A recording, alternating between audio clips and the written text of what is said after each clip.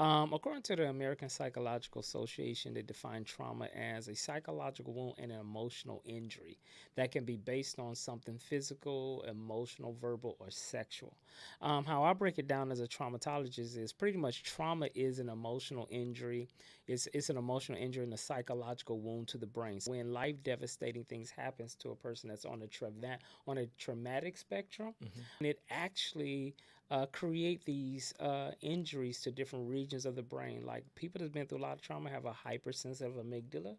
And if that amygdala is too hypersensitive, it doesn't assess information right. Really, three things: it's a psychological wound, emotional injury, and trauma is also a stress that is overly whelming to cope with it. So it almost make you have near levels of anxiety disorders, or because the triggering